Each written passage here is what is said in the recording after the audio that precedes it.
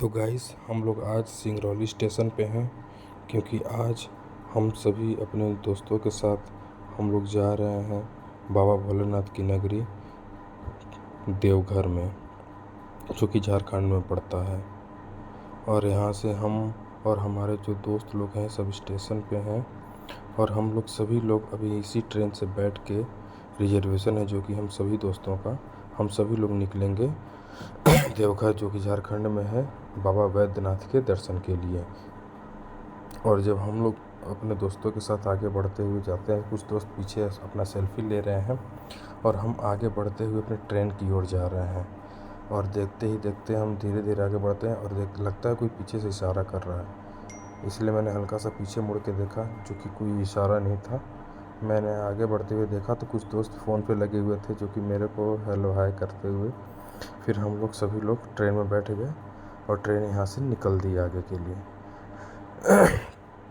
और जब हम लोग आगे बढ़ते हुए देखे तो कुछ लोग अभी भी फ़ोन पे लगे हुए हैं और बाबा बोल बम का नारा लगाते हुए हम लोग ट्रेन में आगे बढ़ रहे हैं।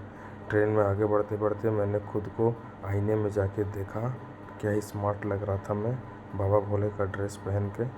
और जब मैं आगे बढ़ा तो जब धीरे से आगे हम लोग पहुँचे तो पटना पहुँच गया। पटना पहुंचते ही हम लोगों ने आगे की ट्रेन की इंक्वायरी के लिए हम लोगों ने पूछताछ केंद्र पटना में जाके पूछा तो दूसरी ट्रेन मिली। और वहाँ से हम कुछ दोस्त गए थे पता करने, लेकिन हम लोग इंतज़ार कर रहे थे यहाँ प्लेटफॉर्म पे ही। और जब वहाँ पटना से हम लोग पहुँच गए सीधे किउल स्टेशन, जो कि बिहार में ही पड़ता है। और अगली ट्रेन आने ही वाली थी दोस्तों, तो हम लोग देखो कैसे इंतज़ार कर रहे हैं अगली ट्रेन का। कुछ हमारे दोस्त पीछे हैं और कुछ लोग पटरियों पे खड़े हैं जाके, जो कि बहुत ही गलत है। पटरियों पे खड़ा होना दोस्तों अपनी जान को जोखिम में देना। बाबा भोले बुलाते अपने दर्शन के लिए, ना कि अपनी जान में जोखिम डालने के लिए। ये गलत है, सरासर गलत है। ऐसा कभी नहीं करना चाहिए। दुर्घटना से देर ही भली, थोड़ा देर से जाएं लेकिन आराम से जाएं। तो हम लोग ये ट्रेन का इंतज़ार कर ही रहे थे। वैसे ही कुछ ही देरों बाद ट्रेन का आगमन हो जाता है।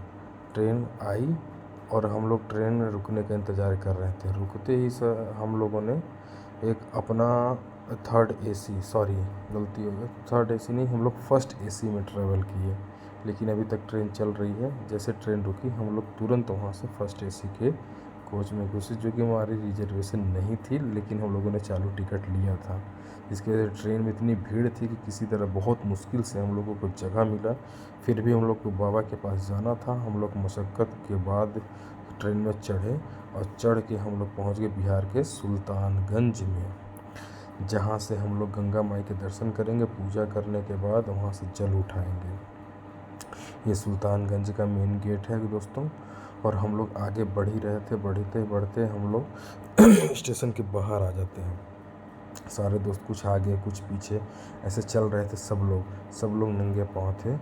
हम लोग जैसे ही आगे बढ़ रहे थे, कुछ दोस्त हम लोग से भी आगे निकल गए, क्योंकि उन लोग को कई साल हो गया था और मेरा पहली बार था, तो हमको थोड़ा पीछे पीछे चल रहे थे उन लोगों के। हम आगे बढ़ते रहे।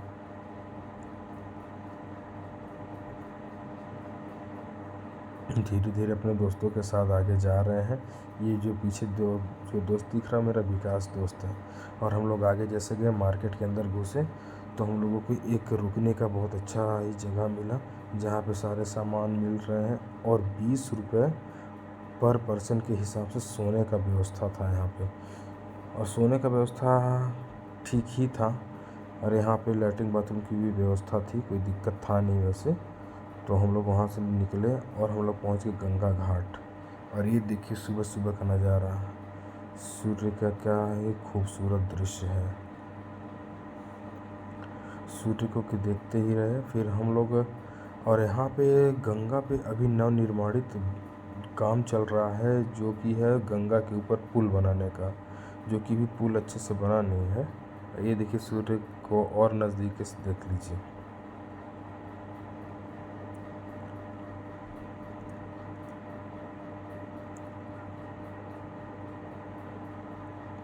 और यहाँ पे देखिए ये जो गंगा जी के ऊपर पुल बन रहा है ये अभी पूरी तरीके से बना नहीं है, ये कार्य प्रगति पे है, ये बनेगा। और यहाँ पे गंगा नदी पे देखिए, घाट पे देखिए कितने लोगों की भीड़ इकट्ठा हुई है।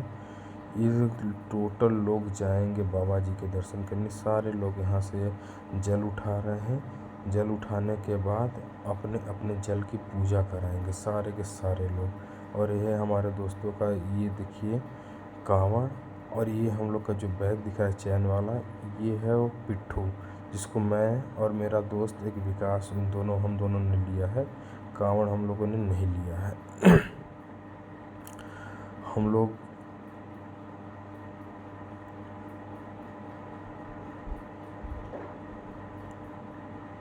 जल उठाने के बाद अपने जल की पूजा कराते हैं। जो देखिए सारे लोगों का जल अपने नीचे चौकी पे रखा हुआ है। कुछ लोग का कांवड़ है, कुछ लोग का पिट्ठू है।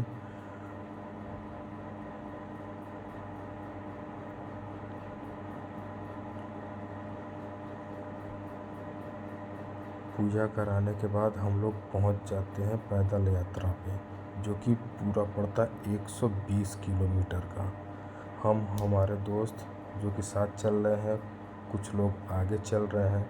मैं हिम्मत हार जाता हूं दोस्तों, लेकिन हिम्मत तब आती है जब मैं इस एक भक्त को देखता हूं कि हालत देखिए सर, एक थोड़ा सा विकलांग है फिर भी बाबा की नगरी में चल रहा है, वो भी पैदल।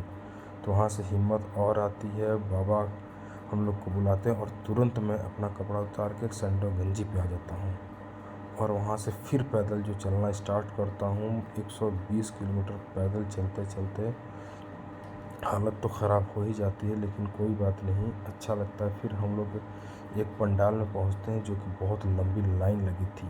यहीं से बगल में है बाबा बैद्यनाथ जी का धाम। और हम लोग को लाइन में लगाते, भीड़ को कंट्रोल करते हुए झारखंड प्रशासन के द्वारा, और पूरा भीड़ देखिए दोस्तों, कितना सारा भीड़ लगा हुआ है यहाँ पे भक्तों का। बहुत ही भारी संख्या में, लाखों करोड़ों की संख्या में भीड़ है। ये जो सावन का पहला सोमवार है उसकी भीड़ है। और ये तो अभी कुछ भी नहीं, अभी देखिए उधर लाइन कितनी खाली पड़ी है और इधर कितनी लाइन भरी हुई है। और हम लोग पहुँच जाते हैं डायरेक्ट बाबा की नगरी, बाबा बैद्यनाथ के धाम में, उनके प्रांगण में। और हम लोग वहाँ से जल ढार के बाहर प्रांगण में अपने दोस्त लोग का, कुछ लोग का इंतज़ार कर रहे थे। दोस्त लोग को इंतज़ार करते हुए काफ़ी वक्त बीत जाता है। तो हम लोगों ने सारे मंदिर को बहुत अच्छी तरीके से घूमा, पूजा की, नारियल चढ़ाया, जल चढ़ाया, भगवान का आशीर्वाद लिया। वहाँ से आशीर्वाद लेने के बाद हम लोग का पूजा यहीं संपन्न हुआ।